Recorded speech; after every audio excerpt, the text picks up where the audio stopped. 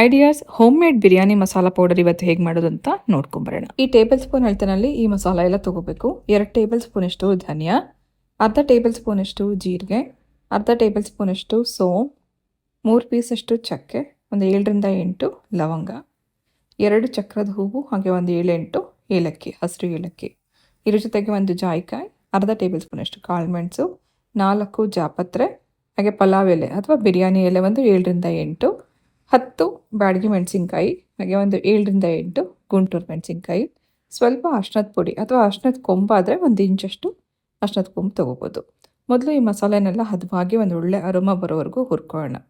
ನಾವು ಒಂದೇ ಪ್ಯಾನಲ್ಲಿ ಇದನ್ನೆಲ್ಲ ಒಟ್ಟಿಗೆ ಹಾಕ್ಕೊಂಡಿದ್ದೀನಿ. ಸಣ್ಣ ಊರಿನಲ್ಲಿ ಇದನ್ನೆಲ್ಲ ಹುರ್ಕೋಬೇಕು, ಅಥವಾ ನೀವು ಇದನ್ನು ಸಪ್ರೇಟಾಗಿ ಕೂಡ ಹುರ್ಕೋಬೋದು.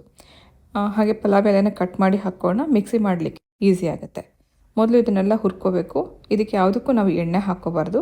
ಹದವಾಗಿ ಹುರಿತಾ ಹೋದಾಗೆ ಇದ್ರದ್ದು ಬಣ್ಣ ಕೂಡ ಸ್ವಲ್ಪ ಲೈಟಾಗಿ ಚೇಂಜ್ ಆಗುತ್ತೆ, ಹಾಗೆ ಒಂದೊಳ್ಳೆ ಅರೋಮಾ ಬರುತ್ತೆ. ಅಲ್ಲಿವರೆಗೂ ನಾವು ಇದನ್ನು ಹುರ್ಕೋಬೇಕು. ಹೀಗೆ ಫ್ರೆಶ್ ಆಗಿ ಬಿರಿಯಾನಿ ಮಸಾಲ ಮಾಡಿಟ್ಕೊಂಡು ಇದರಿಂದ ನೀವು ವೆಜ್ ಅಥವಾ ನಾನ್ ವೆಜ್ ಬಿರಿಯಾನಿ ಮಾಡ್ಕೋಬೋದು.